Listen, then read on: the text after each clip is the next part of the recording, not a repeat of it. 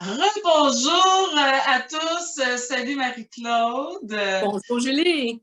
Alors, deuxième sujet, deuxième émission aujourd'hui, mais avant de commencer, on va se présenter. Donc, je vais commencer à ouvrir le bal pour ce deuxième talk show Masso.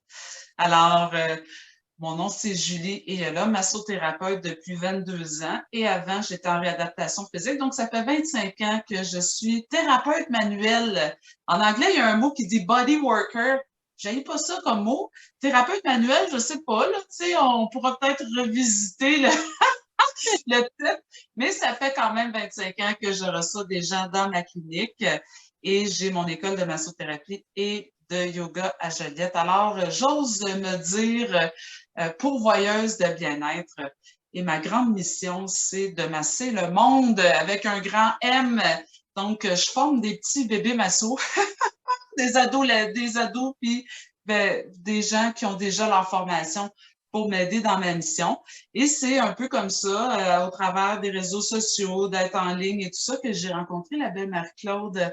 Alors, je te passe le micro, ma chère Marie-Claude, pour que tu puisses te présenter.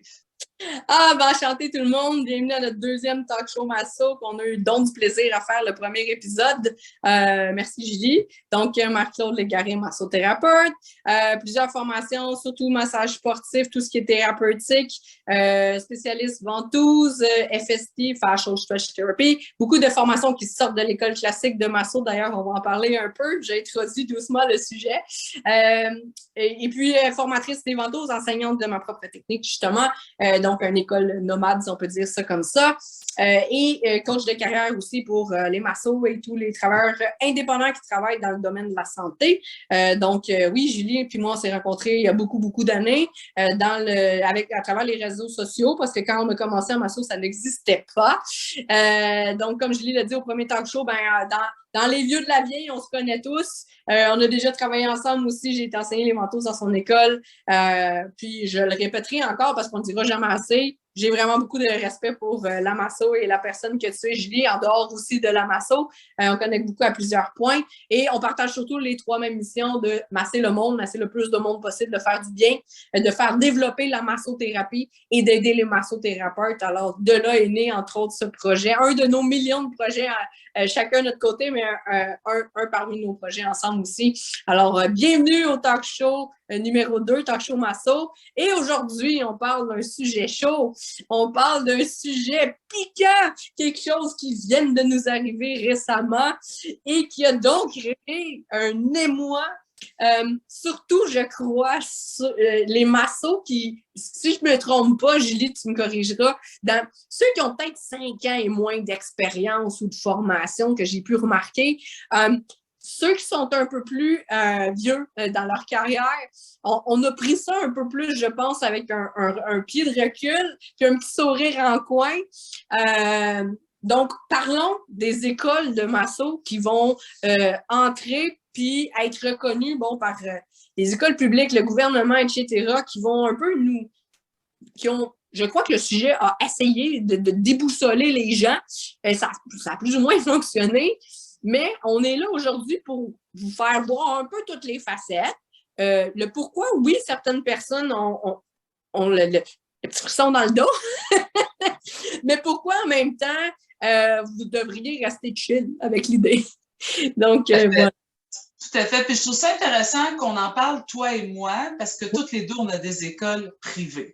Donc, s'il y a deux personnes qui devraient capoter, c'est toi puis moi. Hein? Ouais. Puis moi, je trouve ça très intéressant parce que quand j'ai vu les discussions, moi, j'ai pas voulu embarquer là-dedans. Tu sais, je veux dire, moi, j'ai appris quelque chose avec le temps. Lay back. Hein? Lay back, c'est comme quand il y a de la tempête, là, comme prends un peu d'air, là, puis tu sais, comme tu reviendras par la suite.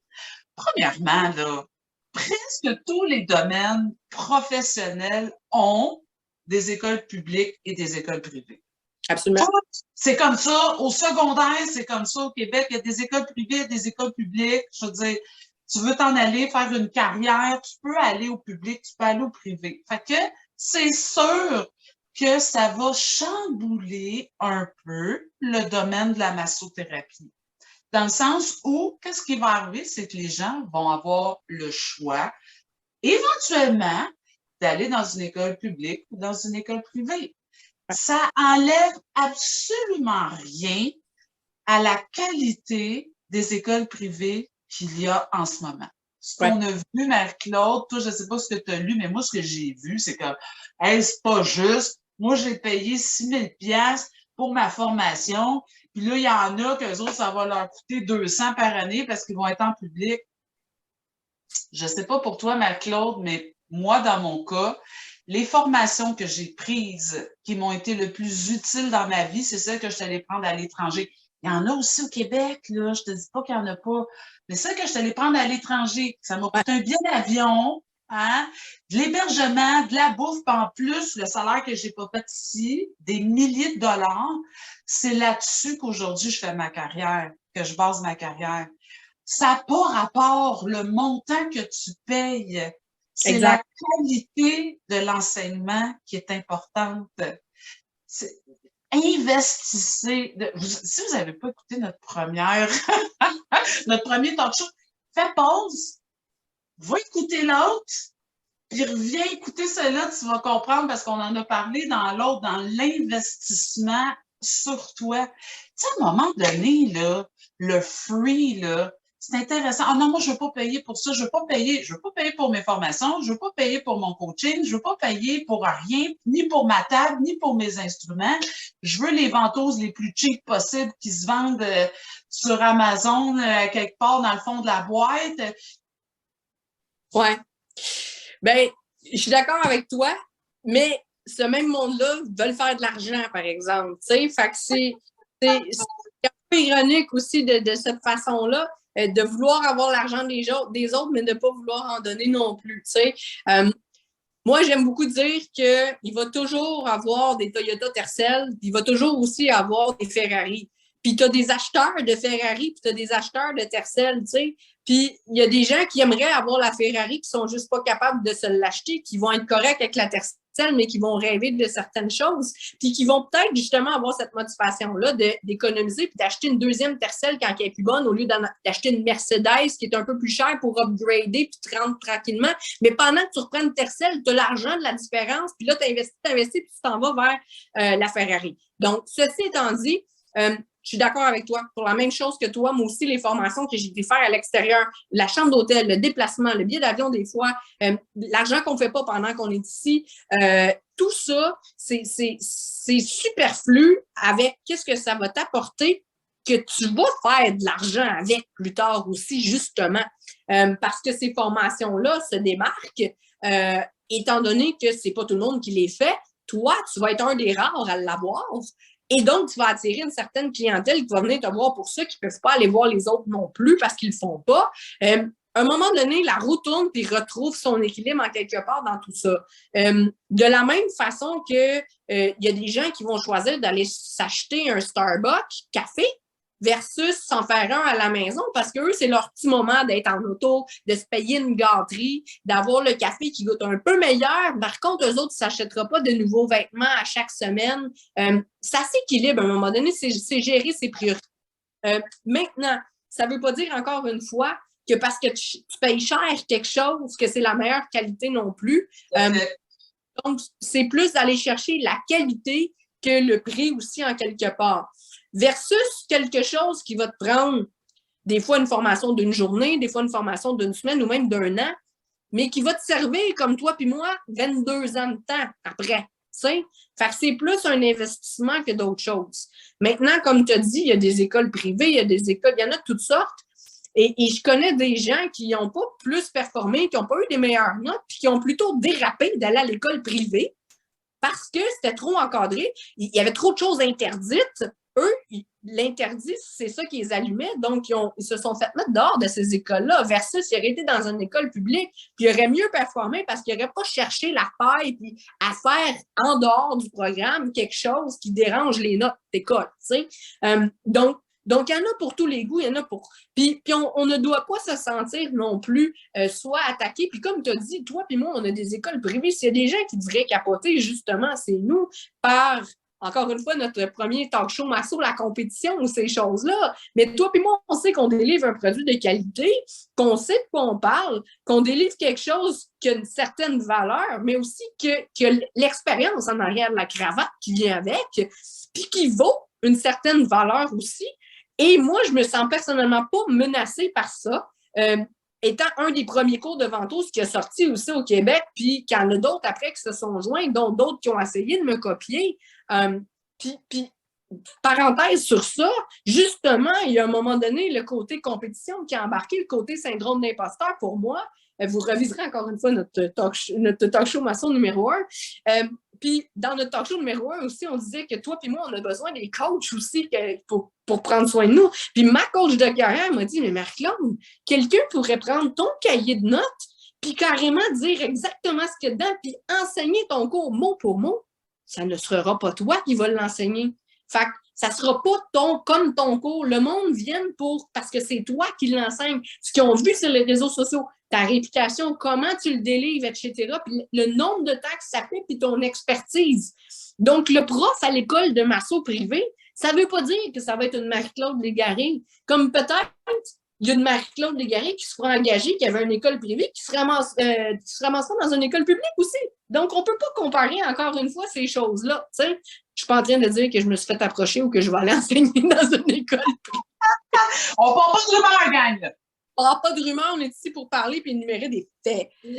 Mais bref, tout ça pour dire que, justement, ça ne veut pas dire que le mot école publique ou que c'est justement moins cher ou quoi que ce soit. Puis encore une fois, quand même, qu'est-ce que tu as dit, l'exemple que la personne, j'ai payé 6 000 puis elle va l'avoir pour 200. Oui, mais tu l'as fait il y a 5 ans. Elle va payer 200, puis elle n'a pas les 5 années que toi, tu as en arrière. Quand elle va sortir, elle ne se sentirait pas safe. Elle va se sentir menacée par toi. Elle va dire, oh mon Dieu, elle est meilleure que moi. Pourquoi moi j'attirais des clients? Référez-vous à notre talk show masso numéro 1. C'est vraiment la... Tu as raison, Marie-Claude. Tu sais, je veux dire, il faut... Tu sais, c'est comme les gens qui ont payé des maisons 100 000 $ il y a 20 ans, puis là, sont rendus 450 000. Qu'est-ce que tu veux, je te dis? C'est de même. Les choses évoluent, les choses changent. Ce qui est important, puis je trouve que le point que tu as emmené est très bon, la qualité de l'enseignement, de l'enseignant, de l'école va varier d'une place à l'autre, que ce soit privé ou public. Voici la solution ou le conseil que j'ai à te donner. Garde en tête le prix. Bien sûr, ça fait partie de ton budget. Il faut que ça fasse partie de tes critères, mais que ça ne soit pas le seul. Va visiter l'école. Rencontre les professeurs. Check sur Internet pour essayer de parler à une dizaine, pas 2, là, une dizaine de massos qui ont diplômé de cette école-là pour avoir le après. Parce que quand tu rentres à l'école de masso, tu ne sais pas si c'est une bonne école parce que tu n'as pas de point de repère. Donc, va voir des massos qui sont diplômés. Essaie peut-être d'aller dans les cliniques. Hein? Il y a des cliniques dans toutes les écoles. Toutes les écoles, tu peux aller te faire masser là-bas. Fait que tu rentres un petit peu ton pied dans l'école pour aller voir la vibe. Tu l'aimes-tu, la vibe? Tu sais, t'aimes-tu la vibe de Kiné Concept? T'aimes-tu la vibe de Guigec? T'aimes-tu la vibe chez moi, Joliette, à Québec, avec Marie-Claude? Vas-y! Puis si, supposons, tu peux pas aller faire une visite comme toi, par exemple, tu as une école un peu plus nomade, puis on peut pas aller la visiter. Ben, écoute des vidéos de Marie-Claude, elle est partout sur Internet. Fait que tu vas être capable de voir sa personnalité. Déjà, tu vas voir est-ce que ça t'intéresse. Prends 2-3 heures de coaching. Tu vas voir un peu comment ça se passe. Même affaire avec moi, même affaire avec toutes les écoles. Il faut arrêter que le prix, ça soit la seule chose qui est importante pour toi. Le prix, c'est un investissement. Vois ta propre culture professionnelle et personnelle comme un investissement. Et un investissement, ça se paye. Un de tes critères, c'est ça. Mais le plus important, ça devrait... Est-ce que ça va être utile, cette formation-là, pour moi, comme tu disais? Est-ce que ça vive avec moi ou je fais une formation pour faire une formation? Est-ce que ça va être utile pour moi? Est-ce que j'aime l'école? Est-ce que j'aime les profs? Est-ce que je m'y sens bien? Et là, si tout ça, ça coche oui, mais que le prix est peut-être un peu plus cher, ben économise peut-être pour te la payer, cette formation-là. Au lieu de te dire, ben, tu sais quoi, moi, j'ai tout coché oui ici, j'ai trippé, j'ai adoré sa vibe, j'ai aimé ça, son énergie, mais je peux pas m'appayer. Les gens d'affaires comme toi puis moi, Marie-Claude, puis je suis sûre que tu es d'accord avec moi, on va pas dire, oh non, je peux pas me le payer. On va dire, qu'est-ce que je dois faire pour être capable de me le payer? Ben, oui. Oui, t'avais fini? Ouais. Ouais, je suis d'accord avec toi. Puis, c'est, encore une fois, je ramène la notion de priorité. Donc, c'est un peu trop cher, OK, mais si tu le veux vraiment, puis que tu es prête, parce que, encore une fois, une formation, c'est pas à vie, là. Ça peut durer d'une journée à une semaine à un an, 2 ans, bon, environ, OK? Dépendamment qu'est-ce qu'on va faire avec ça, puis quel degré qu'on va aller.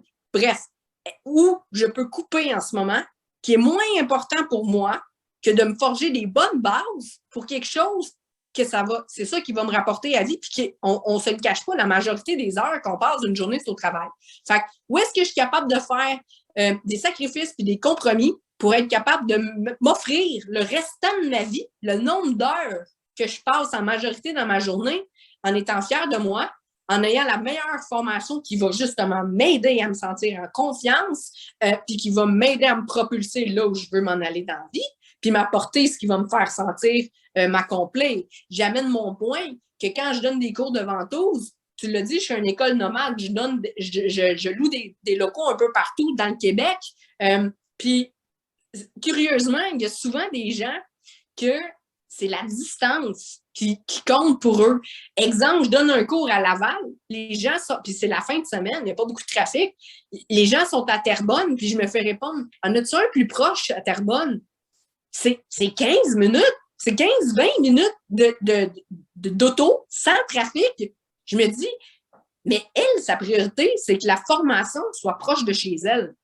C'est même pas une question d'argent, c'est même... Puis la première chose que ça devrait être, c'est la qualité de l'enseignement, selon moi. Donc, oui, après ça, bon, on peut, comme tu as dit, jouer avec certains critères.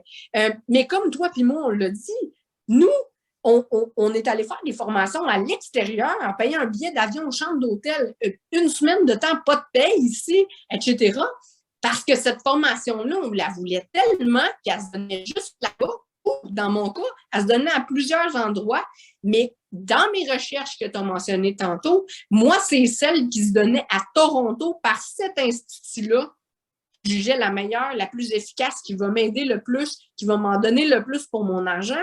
Alors, soit que j'attendais un peu plus tard pour économiser, pour me permettre que ce soit un meilleur temps, comme dans les débuts en masso, l'été, c'est un peu plus mort, hein? Fait que je vais en profiter pour y aller là. Je vais perdre moins d'argent, tu comprends?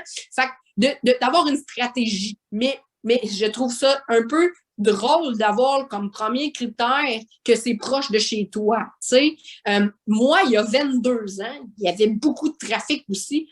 Je nommerai pas le nom des écoles parce qu'on n'est pas ici pour faire notre débat ou quoi que ce soit.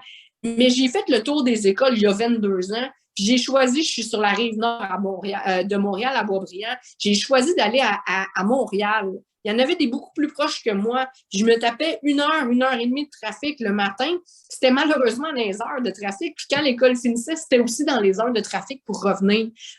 Mais j'ai choisi de faire ce sacrifice-là pour le temps de la formation parce que je savais que cette formation-là, ça serait celle que j'ai le plus confiance, que je jugeais la meilleure pour moi, selon mes critères, justement, puis que c'était peu de temps dans le trafic considérant tout le restant de ma vie, tu sais. Puis, j'ai jamais regretté ce choix-là. Puis après ça, ben, tu peux y aller en sortant de l'école, puis en allant au gym, en allant étudier à la cafétéria pour laisser passer le trafic, puis revenir. Il y a toujours moyen de moyenner, puis il y a toujours des solutions à trouver. Si vous n'en trouvez pas, utilisez les groupes de masso, les forums pour poser vos questions, demandez des trucs. Il y a plein de monde qui auront des idées que vous n'aurez pas pensé, puis que même Julie et moi, on n'aurait pas pensé non plus. Mais les écoles, c'est jamais parce que c'est public ou parce que c'est privé, c'est par tous les critères qu'on a dit, je crois. Puis, peut-être dans les derniers points, si tu as d'autres choses à rajouter, justement, là, la tempête, là, la tornade qui vient de panique avec ça, justement, prends le temps de respirer 2-3 fois, voir si la tempête va rester pendant 2-3-4 semaines encore. Là, tu as peut-être raison de paniquer un peu plus. Mais si ça s'estompe, tu as paniqué pour rien pendant ce temps-là. Puis pendant ce temps-là, tu n'as pas pensé clair, tu as pensé juste aux affaires qui pourraient aller mal. Versus, tu as tout le temps deux paires de lunettes à mettre, là, deux côtés de la médaille. Bien, prends le temps de voir l'autre côté aussi. Puis le changement, c'est jamais mauvais. Parce que le changement, ça te permet de perdre l'équilibre et de retrouver comment faire pour toujours te réadapter, rester au goût du jour, t'adapter, parce que la vie, c'est du mouvement, puis la vie, c'est du changement.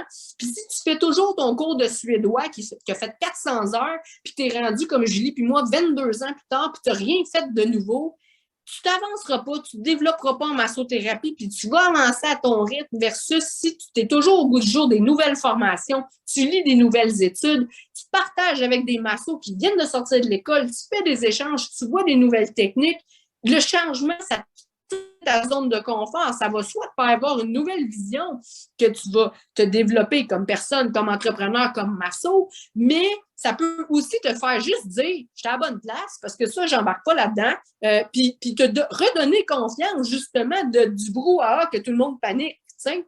Fait que moi, je trouve que c'est bon d'avoir des claques d'en face des fois, puis de juste poser la question « ce que je pense, c'est-tu encore correct ou je l'ai pris pour acquis? » Tu sais. Je vais faire une parenthèse là-dessus aussi que je vois souvent, qui n'a pas super rapport, mais nos associations de masso, hein?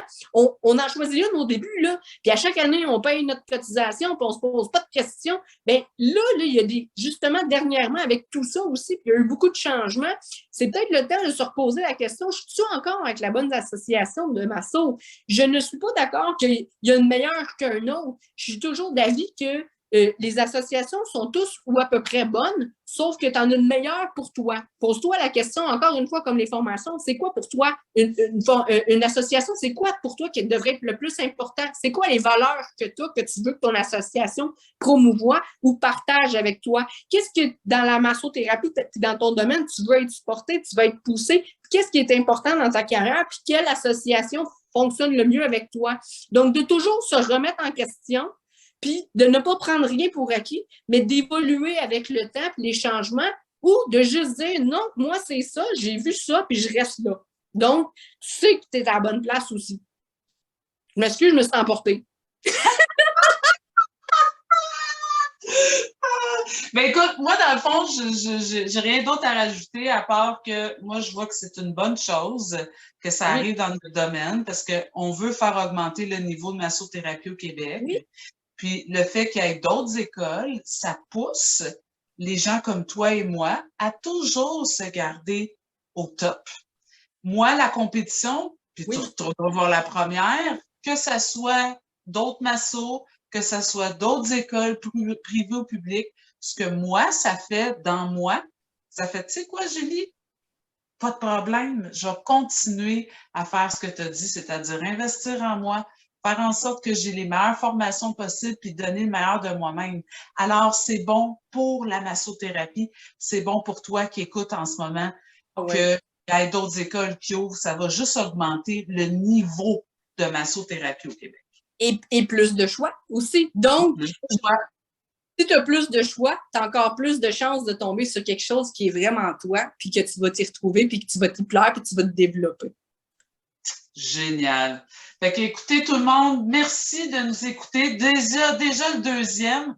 D'après moi, on n'a pas fini avec des sujets, on en a, mais si jamais vous avez des idées à nous partager, c'est vraiment de vous qu'on s'inspire. Hein? On est allé justement chercher ce sujet-là là, dans les réseaux sociaux. Alors, écrivez-nous des sujets, commentez en dessous, partagez, taguez, hashtaguez, tout ça, là, puis revenez-nous pour un troisième sujet très bientôt.